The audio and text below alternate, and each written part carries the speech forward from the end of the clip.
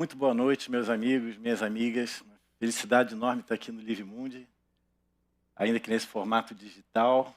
Tem uma coisa de bom, faz com que o Live Mundi vá mais longe ainda, mas ainda assim dá muita saudade de poder dar um abraço em vocês todos. E eu queria começar agradecendo a Luciane pelas palavras aqui a meu respeito, mas mais do que isso, queria mencionar assim, a minha gratidão pelo esforço que ela fez para botar isso aqui tudo de pé. Ela e a sua trupe incrível nos estão dando isso de presente, uma semana inteira de debates, de reflexões e de muita energia positiva. Lu, obrigadíssimo, então. E hoje a gente vai ter uma conversa ótima aqui. Estou ansioso para começar. Nosso tema, histórias e outras narrativas, parte assim, do seguinte escopo, da seguinte ideia. As nossas sociedades, em geral, elas se organizam a partir de narrativas e linguagens hegemônicas que definem de onde viemos e, a partir daí, para onde vamos. Na borda, na periferia do que é hegemônico, tem toda uma diversidade de versões, de histórias e de outras narrativas que poderiam nos definir, até redefinir, e apontar para outras compreensões sobre o nosso passado e, logo, quem sabe, orientar até novos futuros. E aí surge uma série de perguntas, e essas perguntas que a gente vai levantar aqui para as nossas convidadas muito especiais aqui dessa tarde e noite. Quantas vozes e sotaques tecem uma história? O que o ato de reconhecer outras narrativas sobre a história pode nos ensinar sobre o hoje? Como a língua pode ser o trampolim para acessarmos outros ângulos? E, especialmente, eu acho que história a gente quer contar daqui a 50 anos. E, para isso, as nossas duas convidadas está aqui ansioso para ouvi-las. A gente vai começar, a primeira fala da noite vai ser com a Dejanira Clériga. Ela queria mudar o mundo, entendendo como ele funcionava, e por isso ela foi estudar relações internacionais na UNAM, na Universidade Nacional Autônoma do México. Ela descobriu muitas coisas da história da humanidade, se apaixonou pelos direitos humanos, pela América Latina e pela resistência da música africana nas relações internacionais. Em seguida, a gente vai escutar a reflexão da Pamela Carvalho. A Pamela é uma educadora, historiadora, gestora cultural, pesquisadora ativista das relações raciais e de gênero e dos direitos de populações de favelas. É mestre em educação pelo PPGE da UFRJ, pela pós-graduação em educação, onde defendeu a dissertação Eu Piso na Matamba, epistemologia jongueira e reeducação das relações raciais. Ela foi bolsista do projeto Personagens do Pós-Abolição e faz parte do grupo de pesquisa Intelectuais Negras da UFRJ. Pamela também é a coordenadora do eixo Arte, Cultura, Memórias e Identidades na Rede de Desenvolvimento da Maré. É fundadora do Quilombo Etu, coletivo que trabalha a cultura popular a partir de uma perspectiva de educação antirracista. E ela é moradora do Parque União, no conjunto de favelas da Maré. Então a gente vai iniciar o nosso papo de hoje com a Dejanira Clériga. Dejanira, que prazer te ver aqui na tela. Ansioso também para te escutar. Por favor, a palavra é sua. Muito obrigado, Fábio. E também a todos eu mando uma cordial saudação aí no Rio de Janeiro e também para outros lugares do mundo onde estiverem nos ouvindo. Eu estou aqui ao sul do México, moro em Chiapas, é quase fronteira com a Guatemala, e no nosso estado, que é colindante com Chiapas, e com a fronteira da Guatemala, temos o estado de Campeche. E justamente eu acabo de sair numa reunião de educação popular e resolvemos nos reunir presencialmente para encontrar outras maneiras de nos abraçar e reinventar a maneira de continuar caminhando, levando a vida adiante e a transformação social. Eu fiquei pensando o que significa isso de contar outras histórias, e isso me levou a pensar nas histórias que coube-me olhar nestes tempos de pandemia, nestes tempos de mudança.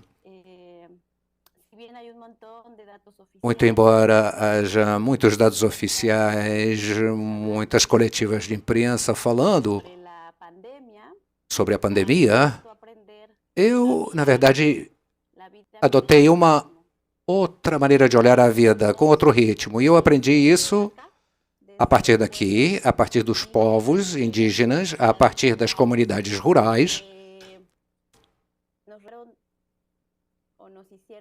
que nos fizeram ver como a vida estava acontecendo de uma outra maneira, que não era aquela que nós estávamos acostumados a ver.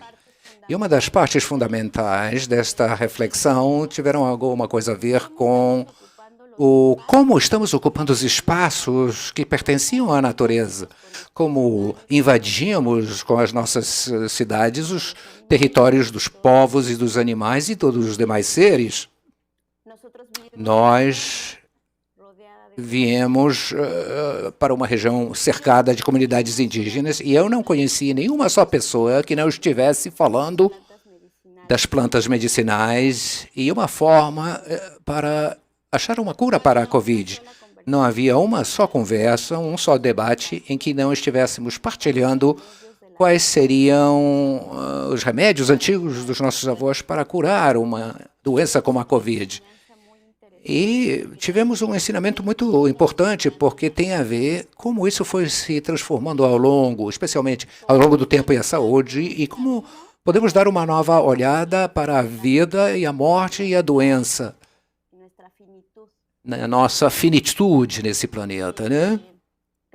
Eu acredito que foi um aprendizado fundamental nestes tempos, nos quais as mudanças, que no começo pareciam talvez um pouco mais abruptos, eu acho que a resistência a partir dos povoados rurais, das comunidades rurais e indígenas, nos ensinaram, mais uma vez, que a vida acontece no cotidiano, através da resistência e na nossa relação com a vida e com a natureza. Algo que também eu gostaria de partilhar com vocês, com estas histórias e estas narrativas que estão no sentido da resistência e saber como passamos a nos questionar com relação ao consumo e à produção dos alimentos e das coisas. E o que nós encontramos consolo e esperança no retorno a reconquistar a terra, a voltar a ressemear a partir da cidade, botar as mãos na terra e ver como podemos reaproveitar o lixo orgânico e transformá-lo em fertilizante para fertilizar a vida. Como podemos utilizar tudo isso para curar muitas moléstias, até problemas nervosos, especialmente o medo que nós sentimos. Esse retorno à terra, portanto, a partir das cidades, a partir dessa polaridade, foi muito impactante para mim. Isso me faz continuar a questionar como nós estamos habitando o mundo e como está sendo esta relação com o mundo. E um terceiro ponto que eu gostaria de partilhar com vocês, a partir dessas aprendizagens que tiveram desses povos, é a importância de retomar o espírito e de curá-lo e de nutri-lo e enchê-lo de coisas que nos deem esperança e fé, porque tinha ou havia muita dor, muita incerteza. E essa maneira de curar a dor e o luto só é possível se voltamos o nosso olhar para dentro, para o nosso espírito. E esse espírito se cura através dessa comunicação com os nossos ancestrais, com nossos avós, com nossas avós, recordando também com o relacionamento interpessoal. Aprendemos um novo olhar ao longo desses 8 meses. No entanto, foi esse tipo de pensamento esperançoso e essa relação com a comunidade que nos permitiu, através dos nossos abraços e de nossas reuniões, que conseguimos superar isso tudo. Nós trabalhamos numa organização de direitos humanos e, claro, que do ponto de vista dos direitos humanos poderíamos e fizemos, de fato, uma denúncia pública, exigir mais do Estado, denunciar as coisas que não estão funcionando no Estado, especialmente o sistema de saúde, porque não havia medicamentos, não tinha informação. E estamos aqui a partir de uma trincheira que nos ensinou, a partir do fato da pandemia, que a resistência e a aprendizagem chegam de baixo para cima nas comunidades. Portanto, se continuamos a denunciar, a falar dos direitos humanos, a reclamar os nossos direitos, denunciando a injustiça, acredito que poderemos continuar trabalhando numa missão de base com as comunidades, próximos às famílias, para podermos sobreviver e continuar resistindo. Portanto, eu gostaria de deixar as minhas reflexões aí para que vocês continuem com o tema central dessa palestra. Muito obrigado, Dejanira. Uma fala linda. E dentre as coisas que você falou, uma que me chamou assim, bastante atenção é que talvez, dentre essas várias histórias contadas, talvez a gente deva prestar bem mais atenção nas histórias que os espíritos, que os nossos ancestrais, os nossos antepassados, aqueles que já não estão mais aqui nesse mundo físico com a gente, seguem contando, né, para a gente. E às vezes a gente não presta atenção nessas histórias aí que vêm desses outros lugares. Super obrigado pela sua fala. E já já a gente volta a conversar mais. Imediatamente vou passar, então, para a Pamela também. Eu fiquei ansioso para te ouvir. A gente ouviu uma perspectiva da Dejanira que vem de uma matriz rural, indígena, inclusive, nessa região lindíssima que é Chiapas, no México. E agora a gente vai ouvir um pouco de uma perspectiva mais urbana que a Pamela vai trazer para nós. Pamela, por favor. Que bom. Muito obrigada, Fábio. Muito obrigada, Dejanira. É sempre um prazer poder ouvi-la. Antes de começar as minhas considerações, queria só agradecer por ouvir remotamente.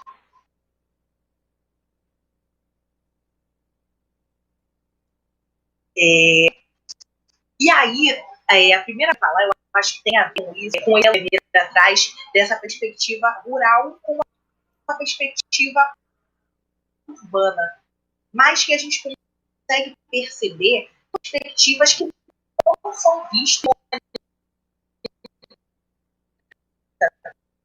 Devolvi consultório de favela. E toda a minha pesquisa, né, com os africanos, com povos da população que vem escravizada para o Brasil e populações de favelas. Então, é muito importante essa reflexão, que eu não estou falando necessariamente de história. Então, eu vou dizer que eu estou falando da gente, né? Entender que a gente já sabe que a África é o centro do mundo, de onde saiu o que a gente entende como humanidade, e que na contemporaneidade são as favelas que são, na verdade, o motor, né, das cidades pelo Brasil. E aí, só para continuar essa reação, e aí a gente às vezes pode dar uma travada, porque infelizmente nas favelas, eu acho que no Brasil como um todo, a gente não tem todos os nossos direitos assegurados, e a internet é um deles, então já peço desculpa se a minha internet travar um pouquinho, mas eu queria trazer uma reflexão com base na provocação que o Fábio nos trouxe no início da nossa conversa, né? E nesse sentido da gente pensar de onde vier essa reflexão de onde nós viemos, pensar aonde vamos, né? Nas tradições de matrizes africanas, a gente tem uma série de símbolos que a gente chama de adíncaras, né? E um desses símbolos é o Sankofa, o pássaro Sankofa, né? E que ele olha para trás justamente para resgatar a sua história, para entender ele veio, e aí sim poder se projetar no futuro. E isso é essencial para que a gente tenha uma visão de mundo mais ampla e menos desigual. E aí, pensando um pouquinho no meu campo de trabalho, meu campo de pesquisa, que é a história, né, que é pensar as tradições negras como uma forma de fazer educação antirracista, é importante a gente dizer que a história, que infelizmente ainda é ensinada nas escolas, é uma história que começa a falar do nosso país com o fenômeno da colonização, da escravidão. Mas a gente vê uma abordagem que ainda trata a escravidão e a colonização a partir de uma perspectiva de descobrimento. Essa perspectiva ignora, subjuga as populações nativas que já estavam no nosso território, subjuga também as populações africanas que vieram para o fim de um sequestro. Então, é muito importante a gente pensar esse ponto. Quando a gente está falando de de histórias também, quando a gente está falando de historiografia, é muito importante a gente pensar como foi construída a história hegemônica do Brasil. Eu acho que, de alguma forma, tentando contar a história, né? E aí, é importante a gente fazer esse resgate de pensar, começa a ser narrada, porque isso traz um impacto no nosso e no nosso futuro também. Se a gente começa a contar a nossa história a partir da escravidão ou a partir do dito descobrimento, a gente vai ver resultados disso a longo prazo, né? Existe uma escritora muito importante chamada Chimamanda Adichie, que ela fez uma fala e que acabou virando também uma publicação, onde ela fala dos perigos da história única. Eu acho que algumas pessoas que estão nos acompanhando aqui devem conhecer. Quem não conhece, vale muito a pena conferir. A Chimamanda está falando que é muito importante a gente se atentar aos riscos de narrar uma história a partir de uma única perspectiva. A gente nunca vai conseguir ter uma visão ampla, global e minimamente justa se a gente olhar só por uma perspectiva. E eu digo mais, qual é a perspectiva a partir da qual a gente costuma olhar e construir as nossas histórias? É a partir de uma perspectiva que a gente chama de hegemônica. E o que significa, né? Significa que histórias foram narradamente por homens e de origem europeia. A gente percebe que há uma série de estereótipos que são reproduzidos ao longo da nossa história. A gente diz que a história é da perspectiva do vencedor e a caça, né? Porque é importante discutir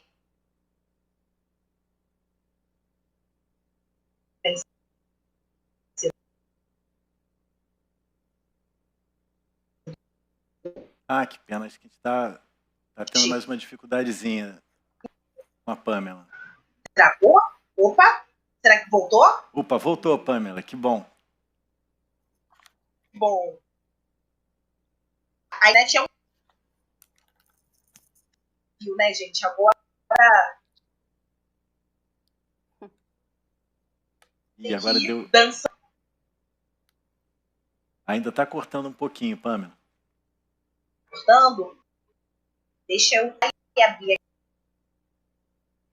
Pamela, olha só. Vamos tentar uma Mais coisa. uma janelinha. Será que você pode desligar a câmera um pouquinho para a gente ouvir só a tua voz? Que aí às vezes sai melhor. Vamos ver. Vamos.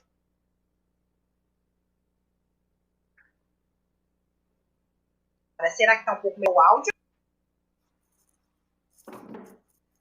A gente está te Será ouvindo. que está melhor? A gente está te ouvindo. Ai, que bom. Vamos lá. né, a gente vai se adaptando. Vamos isso aí. tentar seguindo assim. A adaptação é com a gente mesmo. É isso. Só pra gente seguir um pouco nessa linha de raciocínio, porque eu acho que vai ser muito bom a nossa troca. Eu fiz história, o que me chamava a atenção era a grade. E aí, quando a gente fala de história, de outras narrativas, a gente precisa discutir também os processos de educação e como são formados os profissionais que discutem e que, né, por assim dizer, fazem história. E uma coisa que mexia muito comigo era, por exemplo, o fato de matérias como história medieval, história moderna, história contemporânea, serem matérias obrigatórias e muito eurocêntricas. Matérias como, por exemplo, seja a África Urânia, seja da macropitatismo. Sabe? Você consegue estar travando muito aí. Então, deu uma nova travada, mas eu entendi que você está falando para a gente sobre a importância desses temas serem levados para a sala de aula, não é isso, Pamela? Que tem determinados componentes da história, como, por exemplo, história da África, dos nossos ancestrais africanos, que a gente não aprende nas nossas escolas aqui. Assim como história indígena, por exemplo, não é isso? Eu entendi bem? Exato. Isso. É por aí mesmo. Escuto, né? Entender por quê e quais são os critérios para a gente eleger, quais são os conteúdos que têm que ser obrigatórios e quais são os conteúdos que são optativos. Isso faz muito sentido quando a gente faz essa reflexão, né? E aí a gente observa que nas nossas estruturas de poder isso se reproduz, né? A gente observa que nas bibliografias a maior parte do que a gente lê é construído por homens brancos europeus, nos espaços de poder, de governança, a mesma coisa. Então existe aquilo que Chimamanda fala, né? Uma história única, pelos mesmos sujeitos. Por isso eu acho que é tão importante a gente estar aqui, para que a gente, de alguma forma, vá abrindo, escancarando portas de outras narrativas, né? E aí, uma outra questão, para a gente já encaminhar para esse final da minha primeira fala, é um conceito que eu gostaria de compartilhar da Conceição Evaristo, né, que é no campo da literatura, mas que eu acho que, assim como Krenak, Conceição Evaristo nos ajuda a ler o mundo, né? Ela traz um conceito, ela cria o conceito de escrevivência, onde a partir das nossas próprias vivências, né, e aí Conceição, que é uma professora, filha de lavadeiras, como é possível a gente ter nessas narrativas de populações historicamente marginalizadas um lugar de construção de conhecimento. E isso é muito importante para que a gente vire essa chave, né? Então, eu acho que mais do que o momento, né, da gente virar um pouquinho a chave dessa história que a gente chama de história hegemônica, né, da história narrada a partir do ponto de vista, né, de quem venceu, e olhar mais, com mais cuidado, e se aprofundar mais nas escrevivências. E ouvir mais as histórias pelo outro lado, né, as outras narrativas, levando em consideração aquilo que eu trouxe lá no começo, né, que a gente já tem evidências históricas de que a humanidade emerge de África. E de que se a gente for, eu fico brincando, né, que se um dia, por exemplo, toda a população da Maré, né, que é um conjunto de favelas aqui no Rio de Janeiro, com cerca de 140 mil moradores, se um dia toda a população da Maré resolver não sair para trabalhar, o Rio de Janeiro para. Então, por isso que eu acho que é importante a gente inverter mesmo a narrativa, por mais que essa perspectiva possa soar um pouco radical quando eu falo de África e quando eu falo de favelas no Rio de Janeiro, eu estou contando a história do centro do mundo. Mas eu acho que é, de alguma forma, a hora de radicalizar um pouco nesse sentido também, né? Já que a gente passou por um processo de radicalização imensa, né, que foi a escravidão, que são os processos de desigualdade construídos na nossa sociedade. Então, acho que é hora da gente radicalizar para o outro lado também, né? Trazer um pouco essa perspectiva de que o centro do mundo ele é construído por pessoas pretas, indígenas e faveladas. Que bom, Pamela. Super obrigado. Olha, está sendo muito bom agora te ver de novo. Você aqui está pertinho de mim. E super grato por sua fala. Agora, tem uma coisa, teve um ponto que você falou tão bonito e que ficou um pouco mascado. Eu queria te pedir para você contar essa história para a gente de novo. Do pássaro que ele vê o passado e projeta o futuro. Essa parte ficou... O som não ficou bom na hora, aí eu não entendi de novo. Você podia repetir? Será que eu entendi bem? Fábio, eu não sei se Dejanira consegue te ouvir, mas eu não consegui ouvir a pergunta. Ah, é? Não Então, sei se tem algum probleminha no áudio. então tá bom, deixa eu repetir. Tá me ouvindo agora? Não sei se Dejanira ouve. Ah, eu acho que elas não estão me escutando. Tá ouvindo agora? Agora te ouço, agora te... Ah, então tá bom. O que eu estava te perguntando é o seguinte, teve numa passagem, né, uma das histórias que você contou pra gente, que eu gostei muito, é de um pássaro que ele mira o passado e projeta o futuro. Você pode repetir? Essa mascou na hora, eu fiquei tão curioso. Posso, com certeza. E aí, se travar, já sei que eu fecho a câmera de novo pra gente ir contando essa história. Tá bom. Esse pássaro é o pássaro sofa, que é um dos signos dos símbolos das tradições de Ah, eu acho que tu vai ter que tirar a imagem de novo, Pamela. matriz. Tá. Sem problema.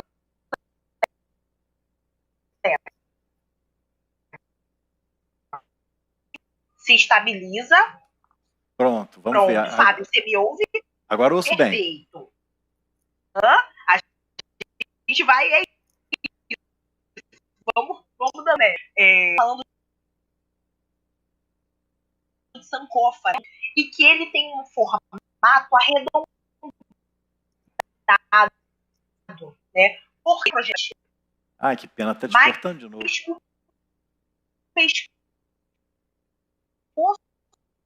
dele, a cabeça... Pronto. Ai, Pamela, depois a gente vai tentar ouvir a história, que ela ainda tá cortando. Sem problema, a gente tenta daqui a pouco de novo. Opa, agora engrenou, vai. Vamos tentar agora. Engrenou? Vou tentar falar rapidinho. Mas Sankofa é esse pássaro que tem o corpo projetado para frente, mas a cabeça projetada atrás. Porque sabe, entende, né?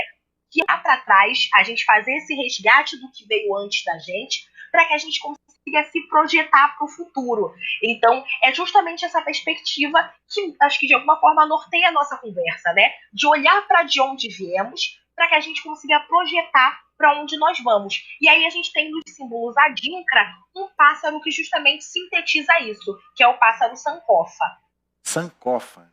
Ai, que coisa linda. Isso. Você sabe que essa história me lembra muito o pensamento de um filósofo francês do começo do século XX, que eu gosto muito, chamado Henri Bergson. E ele fala que o presente, esse negócio sempre ficou assim na minha cabeça, e essa narrativa sua é muito parecida com a história dele. Ele fala que o presente é como uma membrana, assim, uma pele que separa o passado do futuro. E a nossa consciência, e ele chama de intuição e consciência para ele a mesma coisa, fica zanzando entre o passado e o futuro, né? Então, que a gente pega do passado, projeta o futuro, e o presente meio que não existe, né? E seu pássaro me lembrou muito essa história do Bergson. Então, super obrigado, adoro essas histórias. E, bom, então, eu acho que o que a gente vê dessa conversa, que é muito interessante, é o seguinte. A gente segue com o nosso querido Ailton Krenak, que inclusive vai estar amanhã à noite aqui com a gente. Contar uma história para adiar o fim do mundo. Agora, a gente está vendo que tem histórias que não são contadas. Tem histórias que aparentemente é um conjunto de histórias hegemônicas, que são as que a gente está sempre escutando. Então, a gente tem aí histórias como a Dejanira colocou, de povos ancestrais, de espíritos, que a gente não tem ouvido com muita frequência. Como a Pamela colocou, né, de povos ditos minoritários, que não são hegemônicos, essas histórias a gente também não tem escutado, a gente não tem aprendido. Então, enfim, tem aí várias histórias que a gente precisa ouvir, né, para aprender, para se entender como humanidade, como parte Gaia maravilhosa aqui, que é a nossa rede de vida. E aí, até em função disso, eu queria perguntar para vocês duas o seguinte. Eu tenho a impressão que tem um outro contador de história que a gente escuta muito pouco ou não escuta também, que é o que a gente chama de natureza. É a história que vem dos seres não humanos, das outras espécies, dos 4 elementos, das forças que cercam a gente. E aí, quando a gente vê, hoje em dia, esse horror que é a mudança climática, essa circunstância de pandemia que a gente vem atravessando, dá a impressão que a natureza está querendo contar alguma história para a gente. Assim como um belo dia de sol também é uma história que a natureza nos conta, mas eu queria saber de vocês, escutar um pouco de vocês, começando pela Dejanira, um pouco sobre isso, assim, se a natureza é uma boa contadora de histórias também e a gente precisa escutá-la mais. Gracias. Sí, yo quería compartir un poco de unas Pouco das reflexões que eu escrevi nestes tempos de pandemia. E tem a ver com o fato de que temos muitas questões, muitas indagações, e estamos na busca das respostas, e talvez possamos encontrá-las nas lendas do passado, que talvez possam ser projetadas para o futuro, como foi muito bem colocado pela Pamela e por você, e também escolher a força da possibilidade que é apresentada pela mudança, né? Faz alguns meses tivemos um tremor de terra aqui no sul, e temos a pandemia, e tínhamos também um alerta de tsunami. E nestes 3 últimos dias tivemos, para piorar, um furacão aqui na península de Yucatán. E justamente em razão disso, será que a natureza está querendo nos dizer alguma coisa? Eu acho que ela está querendo dizer que a vida é movimento perpétuo, que é assim que funciona tudo. Portanto, para que a vida continue, precisamos que haja esse movimento. Caso contrário, a vida não se manifesta, não surge. Portanto, temos que repensar naquilo que precisamos deixar para trás ou deixar morrer dentro de nós para projetar a nossa personalidade humana para o futuro, como uma possibilidade de renascimento de uma nova existência. E que essa movimentação, esse movimento continue apesar dos furacões, dos tremores de terra, das pandemias. E outra coisa que chamou muita atenção, que mencionou quando você falou de Krenak, especialmente no livro Ideias para Ligar o Mundo, e eu descobri que na montanha onde eu moro, e todos os dias eu saía com uma pergunta na cabeça, que era com quem poderia me conectar mais. E quando eu sentava lá lendo o livro, lendo o Krenak, com o meu cachorro do lado, eu estava cercada de árvores e estava pensando em diversos momentos, eu cheguei a chorar, inclusive, lendo algo que foi escrito por uma pessoa que está muito longe de mim, mas que me fazia pensar com um animal ao meu lado e reparando pela natureza que me cercava e sobre a pandemia e reativar o conceito de que temos que cuidar da vida em todas as suas dimensões. Lembrar que tudo começa na Terra, nos territórios que nos cercam e nos rodeiam. E a questão do capital, se tem questões que devemos colocar no centro da nossa atenção, e isso faz parte do nosso processo educativo. E aquilo que nos é ensinado nas escolas, e que nós continuamos pensando que a educação é com relação a alguma coisa que não é o dia a dia. E, pelo contrário, na nossa vida do dia a dia, no nosso cotidiano, nas lojas, nos supermercados, é aí que se constrói a nova história. É aí que devemos colocar a vida, do aspecto da vida e as nossas relações com relação à vida. Eu gostaria de encerrar com uma frase que eu encontrei justamente na semana passada num livro que já se publicou no Brasil, eu acho, que está em português, por sinal, e assim reza o texto. É melhor reservar-nos tempo para tornar nossos interiores revolucionários, nossas vidas revolucionárias, nossos relacionamentos revolucionários. A boca não vence a guerra. Então eu continuo pensando e nos perguntamos a partir dos nossos povos e nossas revoluções, nossas demandas, a nossa resistência, a nossa educação popular partem do cotidiano, da realidade imediata. É isso que os povos indígenas vêm nos ensinando já há milhares de anos. Muito obrigado. Que bom, Denira. Super obrigado. E passo a pergunta imediatamente para a Pamela. Natureza está falando com a gente, Pamela? Está contando história?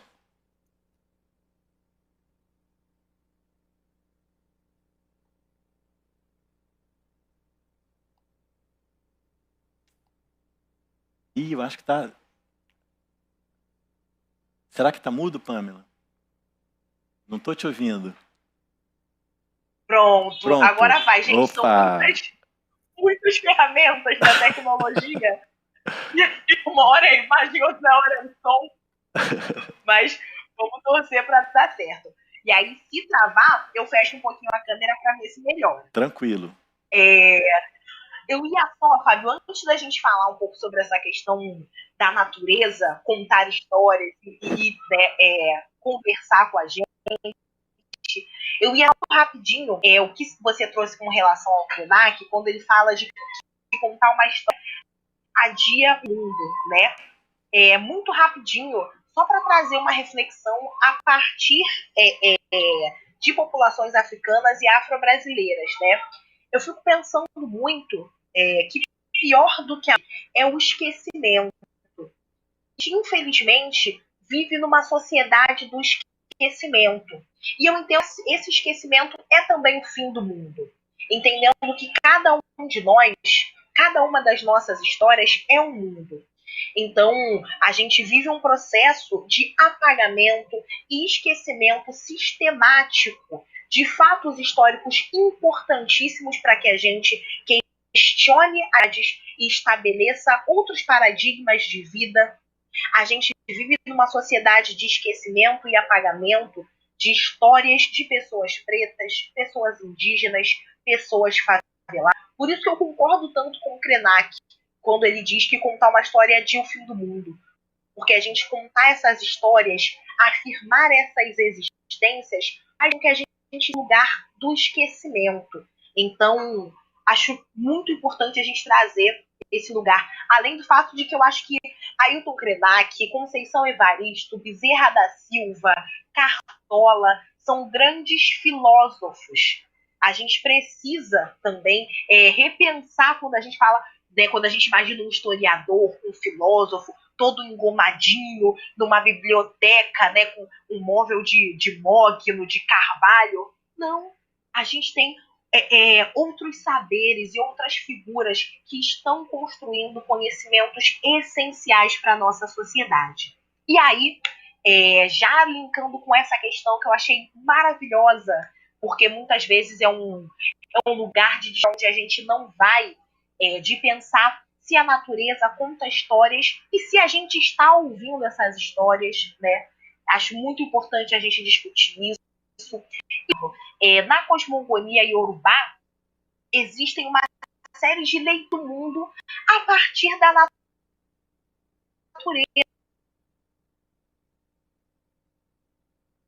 Agora...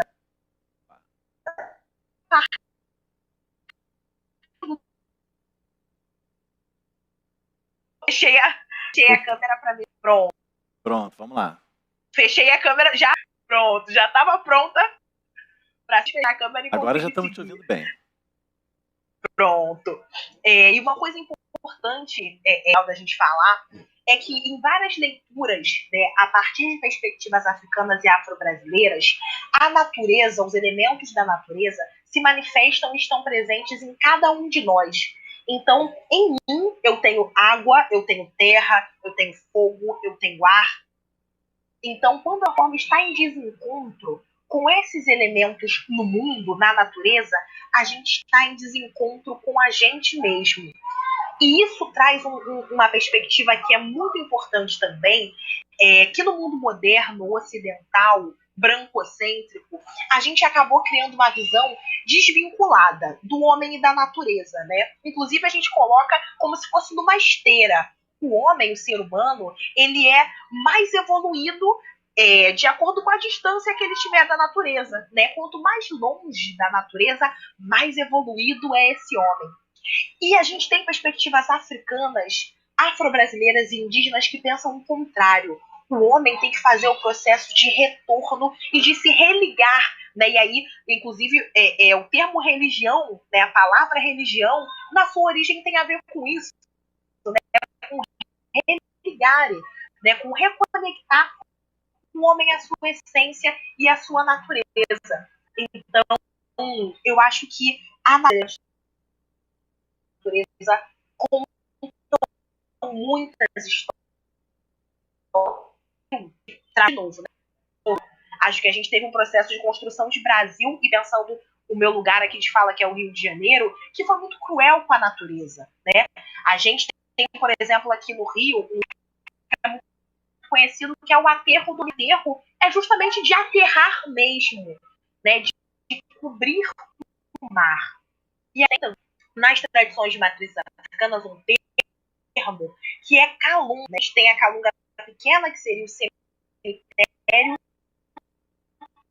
que seria quando você falou dessa amêndoa. Você me ouve bem, Fábio? Na hora que você começou a falar sobre calunga, misturou. Você pode repetir? Pronto. Com certeza, acho que voltou um pouquinho agora. A gente tem nas tradições de matrizes africanas, principalmente na Umbanda, o termo calunga, né? E aí a gente tem a calunga pequena, o cemitério, essa membrana, essa película fina, né, entre vida e morte. E a gente tem a calunga grande, que seria o mar. Então, o mar, ele é um elemento central para o nosso entendimento de mundo. Quando a gente fala do fenômeno da escravidão, o mar também foi um elemento central, né? Nessa travessia. E o mar também foi um lugar de receber vários canos escravizados que se colocaram de forma contrária a esse sistema, utilizando inclusive o suicídio como forma de liberdade, dizendo, não vou ser escravo, né? Me recuso a ser escravo, então eu vou interromper o fluxo da minha vida porque eu não vou me submeter a esse sistema. Então o mar, ele é um elemento sagrado, né? É um elemento muito forte. Então, a gente vivendo uma sociedade pautada em aterramentos, a gente vivendo uma sociedade que teve projetos políticos, né, pautados em aterrar o mar, é muito delicado. Então, quando a gente tem uma série de movimentos, né, e aí o Rio de Janeiro é uma cidade também assolada por enchentes, né? Se a gente for observar a nossa história, a gente tem uma série de problemas, né, ligados à enchente e ao mar, que vai tomando o seu lugar, né? Então, para finalizar, eu acho que sim, a natureza conta muitas histórias, conta histórias lindas, mas conta histórias também de desigualdade, conta histórias sobre racismo, conta histórias sobre escravidão, e é muito importante que a gente abra os ouvidos, abra o coração para essas histórias que a natureza conta, porque a gente às vezes tem também uma visão hegemônica esse lugar da natureza como algo domesticável, né? Como algo que a gente consegue podar, consegue polir. Mas a natureza, ela é uma força em si. Então, eu acho que se a gente não ouvir mais essas histórias, da forma que a gente ainda pode ouvir, pode acabar ouvindo de formas mais fortes, mais diretas, e que talvez a gente não esteja preparado, né? Então, acho que sim, a natureza conta muitas histórias, é possível ler o mundo a partir dos elementos da natureza, ler as nossas relações enquanto seres sociais a partir dos elementos da natureza, e sim, é essencial que a gente ouça mais as histórias que há séculos, há milênios, a natureza tem tentado nos contar. Legal, Pamela. Obrigado. Eu acredito piamente nisso que você acabou de falar.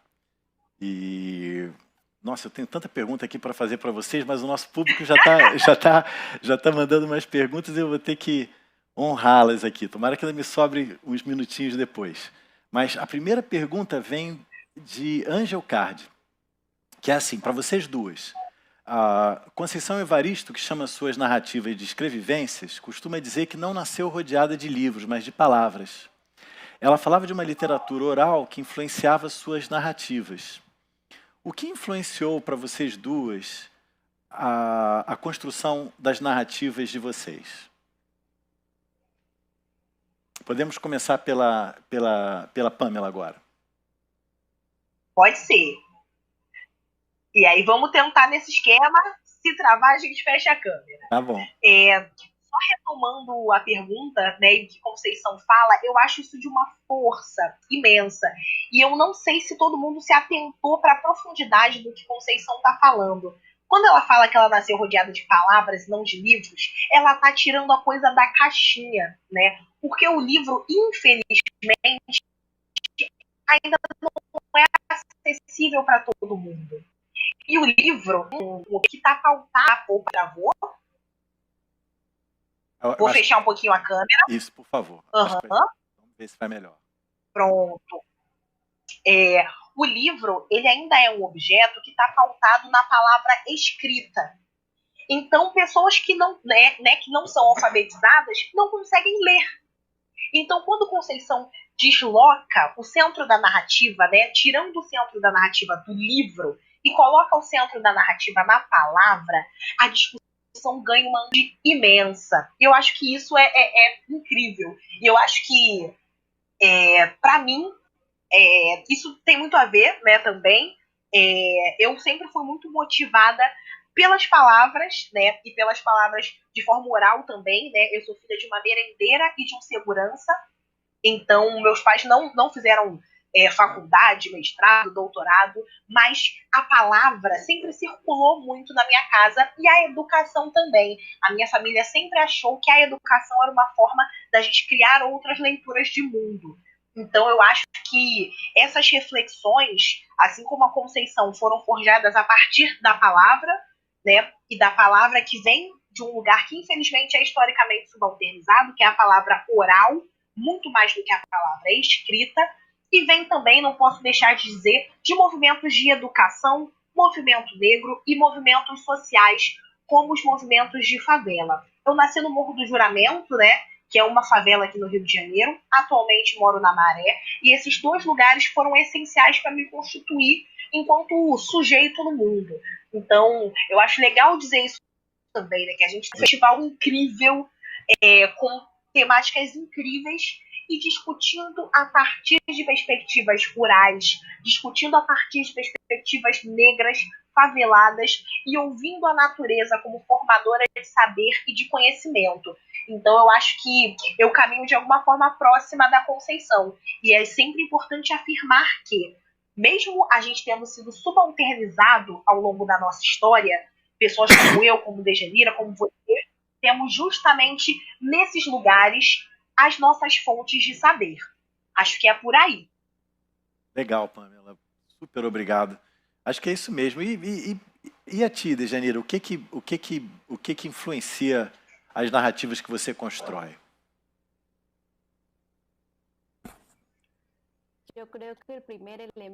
Eu acho que o primeiro elemento é a minha família. Eu cresci cercada de muitas mulheres, minha mãe, minha avó, e aprendi com elas a respeito da existência, o cuidado e o amor do dia a dia. Quando alguém te pergunta se você já comeu e se foi tudo bem durante o seu dia, ou vá com Deus, ou seja qual for o Deus, a partir dessa oralidade, que as vozes que me cercavam no meu crescimento, é que eu tomo como ponto de partida a partir justamente da ternura. E outra fonte de inspiração, sem dúvida, está na luta dos povos indígenas. Aqui em Chiapas, Nos anos 90, houve um levantamento indígena que sacudiu o México e eu acredito que também sacudiu o mundo, porque os povos indígenas esquecidos disseram, não, o mundo não existe sem nós. Disseram uma denúncia contra o colonialismo, contra o capitalismo, que lhes custou muito caro, por sinal, mas sempre nos transmite a sua palavra a partir da luta e do movimento social, a partir do trabalho que nós fazemos com os povos,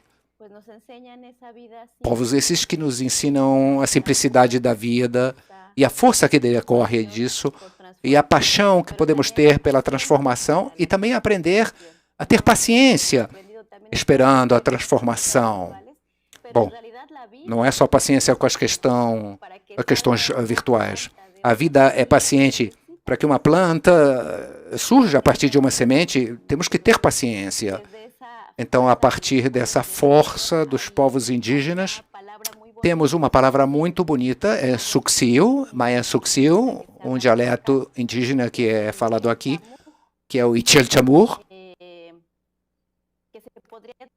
que poderia se traduzir para o espanhol como se fosse afeto.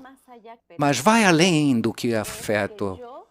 É um conceito que diz que eu sou capaz de dar valor à sua vida e à sua existência e sua vivência nesse mundo e tudo aquilo que foi a sua vida durante as vidas passadas e nessa vida. Eu acho que esse amor é algo que nós temos que continuar a refletir nas relações humanas e nas relações com a vida e que nós chamamos com a natureza, mas na verdade é uma relação com a vida e com o universo. E por uma questão de seguir vivendo neste mundo. Que bom, Dejanira, muito obrigado. Mais essa reflexão linda. E tem uma pergunta para você, direta, feita pela Simone Lopes. Que também é uma pergunta que eu também tenho. Aquele trecho que você mencionou do livro, que você leu para a gente, será que você podia repetir em espanhol?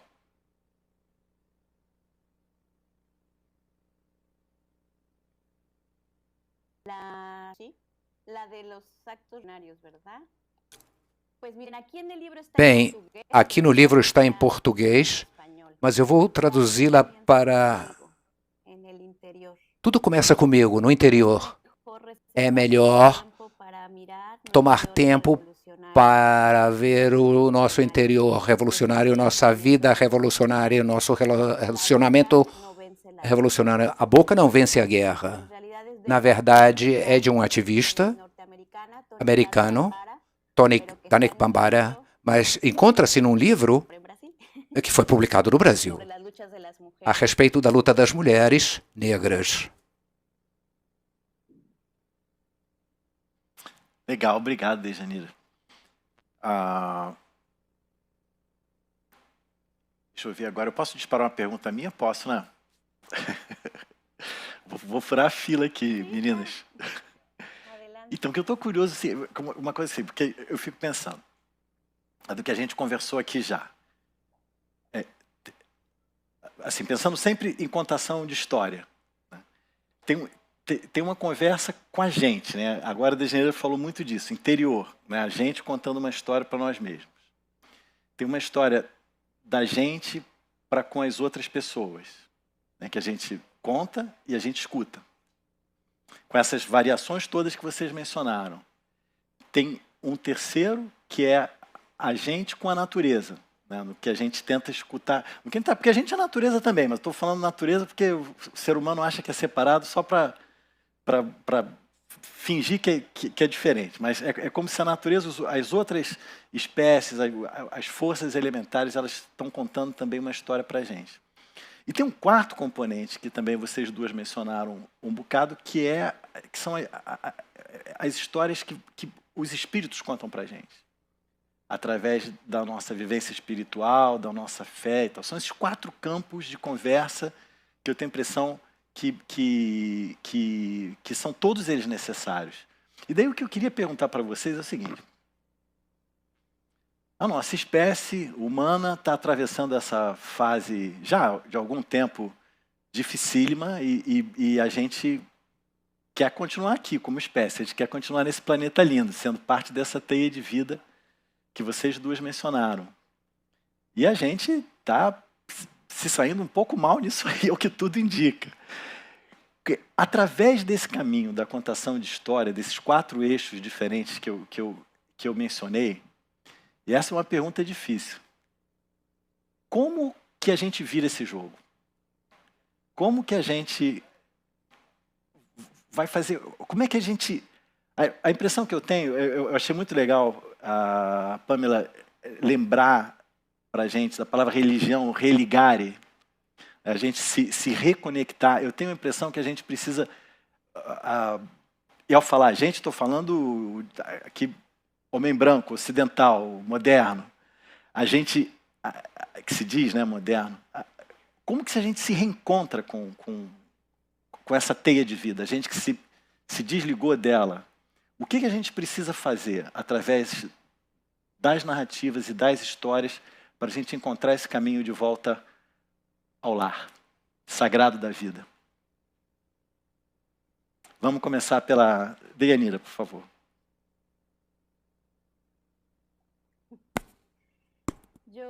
Eu acredito que temos que parar de acreditar que tudo gira em torno de nós como espécie humana.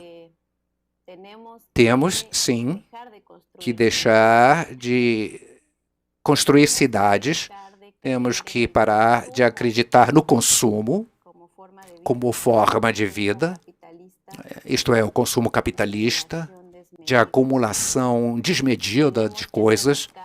Temos que nos encarregar do lixo que geramos nos nossos lares e temos que devolver para a natureza muita coisa. Acredito que aprender a mexer com a terra e aprender como surge a vida através das sementes é algo fundamental. Vejamos como os alimentos são produzidos e tudo aquilo que consumimos, porque são produzidas essas coisas com exploração, explorando imigrantes que estão nos campos sendo explorados, os imigrantes estão nas máquinas, nos campos de cultivo. Portanto, eu penso que questionar a nossa forma de produção vai ser fundamental se quisermos continuar habitando esse mundo. Tecendo, então, com isso, eu gosto muito dessa ideia de tecer ou como a possibilidade de encontrar uns aos outros para estarmos juntos. E é isso que os povos vêm nos ensinando através dos seus teares. É uma questão de muita paciência e ir passando fio após fio, preenchendo isso de vida. Para isso, temos que ter um tecido fino para reposicionar o nosso relacionamento e nossa forma de estar parados e construir alguma coisa. Não como algo separado da natureza, mas sim como algo que precisamos estar em contato e ver que estamos matando a nós mesmos, esquecendo do valor da vida, tornar a colocar o valor da vida como centro de tudo. Muito obrigado. Obrigado, Deyanira, pelas suas palavras lindas. Pamela, por favor. Vamos lá. Eu concordo muito com o que Deyanira traz. Eu acho que o que eu vou trazer é mais uma complementação. Eu acho que a gente precisa de uma quebra mesmo, radical. Eu acho que o centro do debate, o centro do saber precisa ser outro, né?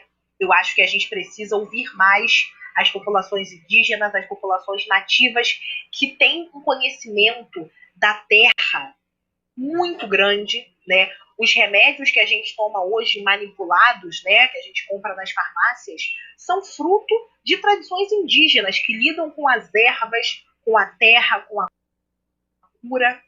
Acho que a gente precisa ouvir mais também as populações negras, né, porque a gente tem uma série de construções de saber que olham o ser humano de uma forma integral, pensando corpo, mente e espírito, né, que é uma quebra, né, que o ser humano contemporâneo fez e que eu acho que faz muita falta a gente ter essa leitura do ser humano de uma forma integral, mas é isso, eu não acho que a gente vai conseguir se recolocar no mundo sem essa quebra radical de paradigma.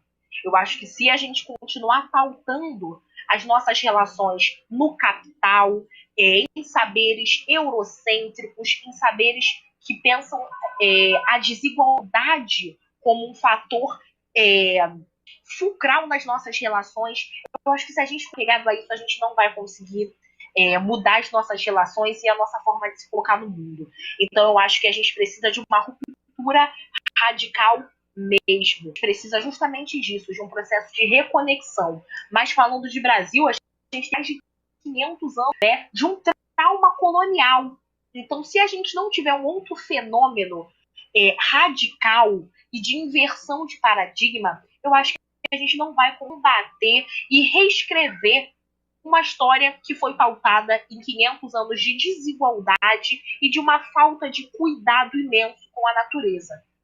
Então, eu acho que para construir uma história que foi criada a partir de uma ruptura tão grande como o trauma da escravidão, como o trauma do genocídio das populações indígenas, a gente precisa radicalizar de novo. Só que ao contrário, ouvindo justamente essas populações e ouvindo novamente o que está nos dizendo. Legal, Pamela. Nossa, muito obrigado a vocês duas. Eu acho que assim, uma das coisas boas, né, essa circunstância toda difícil que a gente atravessa, que a gente tem aprendido tanto com essas coisas eletrônicas, né? E eu estou assim, super feliz que tudo isso que está sendo conversado aqui vai estar registrado. Acho que vocês duas estão dando caminhos muito legais, estão dando dicas ótimas aqui para a gente seguir nessa construção, né? Para a gente se manter aqui nesse planeta lindo. Eu me lembro sempre, e vocês estavam falando, né, das histórias que são contadas, né, e das pessoas, né? Eu acho que a Pamela mencionou isso, a pessoa simples, às vezes, lá no campo, né, que sai com cada coisa linda, e tem um personagem do Guimarães Rosa que eu adoro, chamado Riobaldo, em Grande Sertão Veredas, e o Riobaldo, ele sempre fala isso, a vida nem é nossa, né? E não é mesmo, né? A gente não tem a vida que tem a gente, né? Então a gente precisa viver isso, né? Incorporar isso, entender isso, e nesse caminho, essas histórias que a gente não escuta e que vocês destacaram tão bem, nos ajudam, acho, com essa religação, né? com essa reconexão.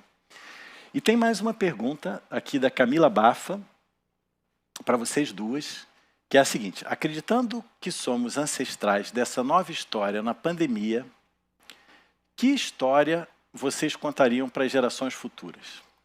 E aí, com essa pergunta, eu vou pedir também que vocês, por favor, respondam e façam aí suas falas finais, porque, infelizmente, o nosso tempo aqui já tá chegando ao fim e a gente vai, então, concluir com essa resposta de vocês aí a essa pergunta, e o que mais vocês quiserem deixar de mensagem para nós ali, de toda riqueza e sabedoria que vocês já passaram essa noite. Vamos começar então pela Pamela agora, por favor, Pamela. Vamos lá. Vou aproveitar que, pelo menos por enquanto, a imagem está funcionando. Tá Vamos ótimo. tentar. Muito boa essa pergunta. Eu acho que é muito legal a gente se colocar nesse lugar também, de pensar que nós seremos ancestrais, porque eu acho que a gente coloca uma responsabilidade grande, né, quando a gente fala em ancestralidade, né, a gente fala, caramba, sou guiado pelos meus ancestrais, mas é importante a gente pensar que nós seremos ancestrais também, e a gente assumir essas responsabilidades de pensar que ancestral eu quero ser, né? Então, nesse sentido, o que eu gostaria de contar, de deixar enquanto legado, enquanto ancestralidade, mas nesse momento, né, é que foi um momento extremamente difícil, que não é um fenômeno isolado. A pandemia que a gente vive é resultado justamente desse processo que a gente está falando, de desigualdade, de desmatamento, de falta de cuidado com a natureza. Ah, agora te cortou.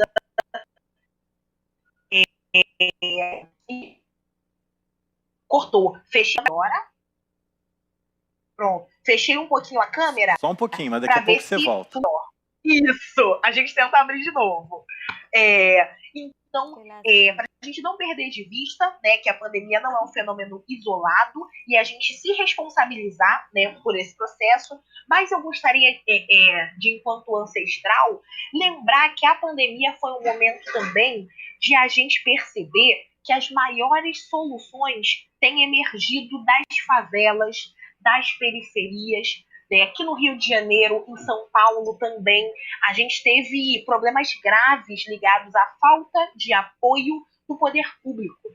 E aí, em contrapartida, aqui na Maré, por exemplo, a gente teve uma série de iniciativas, como a Frente de Mobilização da Maré, as próprias associações de moradores, a Redes da Maré, que é a instituição que eu faço parte, e foram essas organizações da sociedade civil, foram esses moradores organizados e organizadas que fizeram com que os impactos da pandemia fossem reduzidos em áreas que são historicamente vulnerabilizadas pelo Estado. Então, eu acho que o ponto ancestral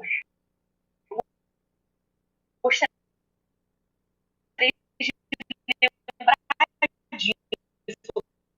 Gostaria de soprar de novo um pouquinho. Vou retomar um pouquinho para a gente não perder, porque eu acho que travou.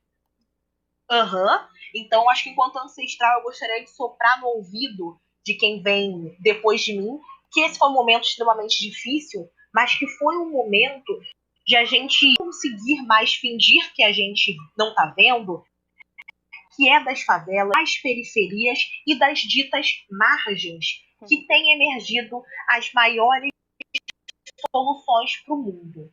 E aí eu vou tentar abrir a câmera para ver se a gente consegue fechar.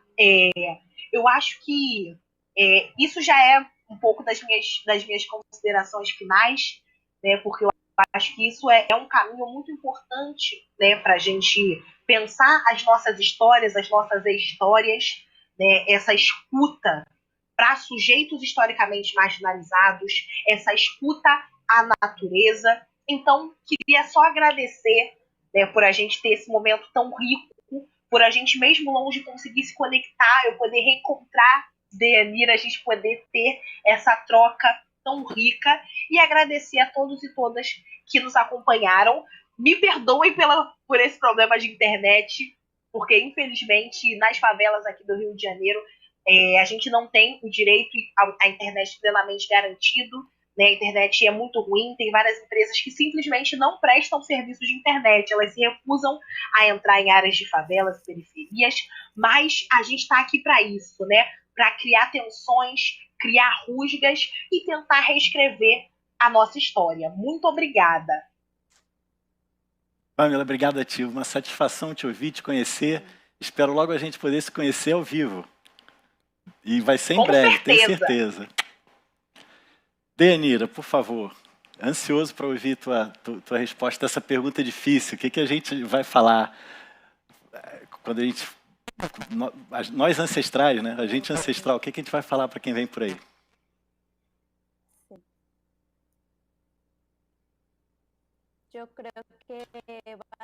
Eu acho que vai nos caber dizer que tivemos que aprender a nos render e passar a criar.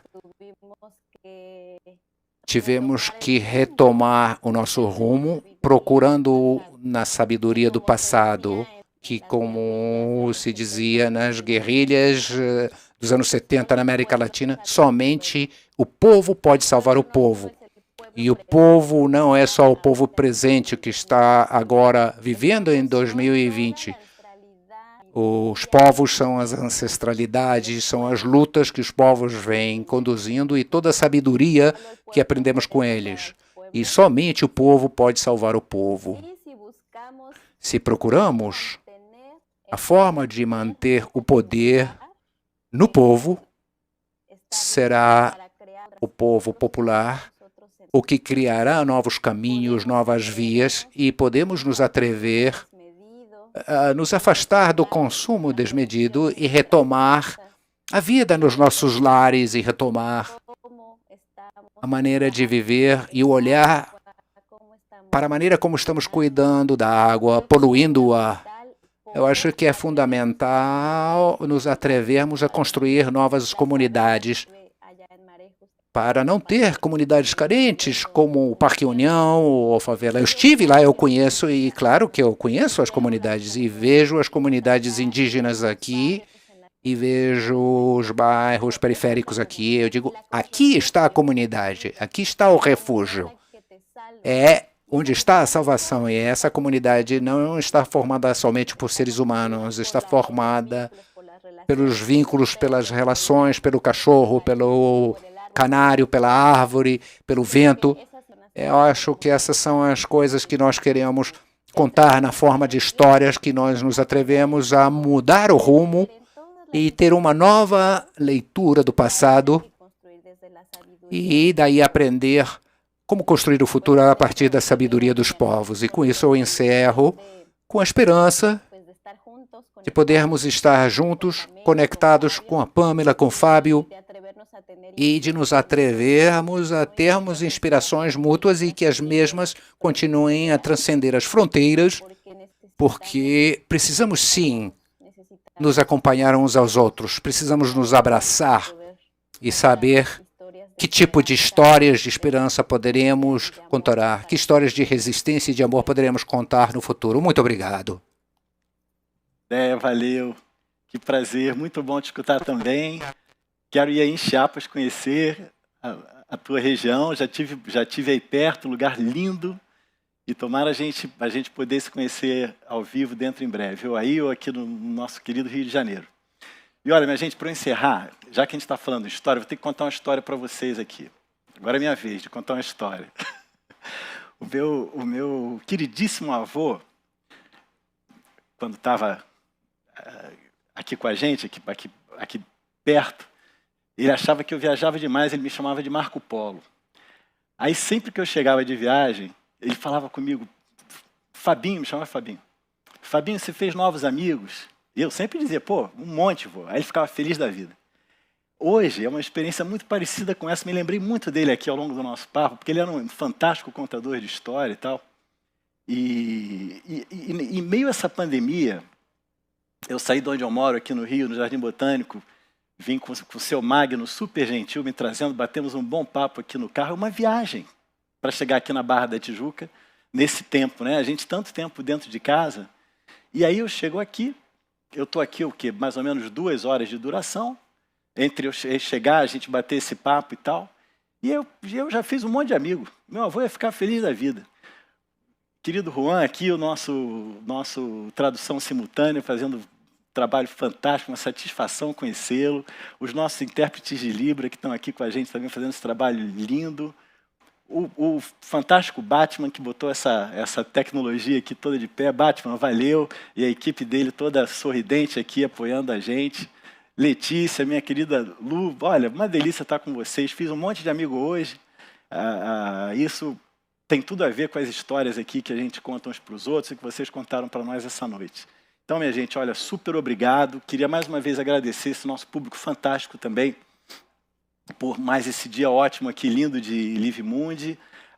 Desejo a todos uma noite excelente. Amanhã cedo a gente está de volta, 9 da matina. Reflexões, práticas sustentáveis para você levar essa vida aí adiante, que vem muita coisa boa pela frente para nós. Saúde para todos e paz. Tchau, tchau. Abraços.